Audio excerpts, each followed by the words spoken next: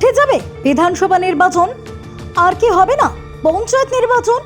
তবে কি এবার শুধুই হবে লোকসভা নির্বাচন? এক দেশ এক ভোট, কেন্দ্রের বিজেপি সরকারের এই নীতি কি হবে প্রয়োগ? আরও এক ধাপে গিয়ে সামনে এলো এক দেশ এক ভোট নীতি। ব্যাপারটা কি দেখুন।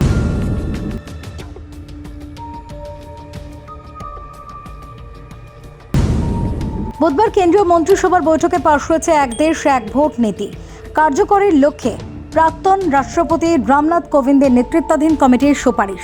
এর ফলে সংসদের অধিবেশনে এই নীতি কার্যকর করার লক্ষ্যে কেন্দ্রে বিল পাশে সক্রিয় হবে এমনটাই মনে করা হচ্ছে।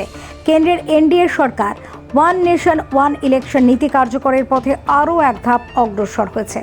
বুধবার কেন্দ্রীয় মন্ত্রিসভার বৈঠকে পাশ হয়েছে এক দেশ এক ভোট ইলেকশন নীতি কার্যকরের লক্ষ্যে প্রাক্তন রাষ্ট্রপতি রামনাথ কোবিন্দের নেতৃত্বাধীন কমিটির সুপারিশ।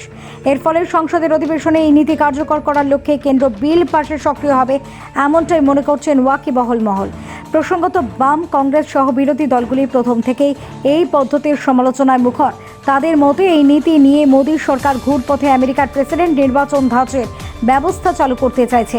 বিশেষত বিজেপি বিরোধী আঞ্চলিক দলগুলির আশঙ্কা, এক দেশ এক ভোট নীতি কার্যকর হলে লোকসভার ঢেউয়ে বিধানসভাগুলি ভেসে যাবে। এ বিষয়ে সরব হয়েছেন তৃণমূলের রাজ্যসভার নেতা ডেরেক ওব্রায়েনও। তার বক্তব্য, এক দেশ এক ভোট আসলে বিজেপির আরও একটি গণতন্ত্র বিরোধী পদক্ষেপ। এটি যুক্তরাষ্ট্রীয় কাঠামো এবং সংসদীয় গণতান্ত্রিক ভাবনার পরিপন্থী বলেও বিরোধী নেতৃত্বের অভিযোগ। Bureau report, SD news media.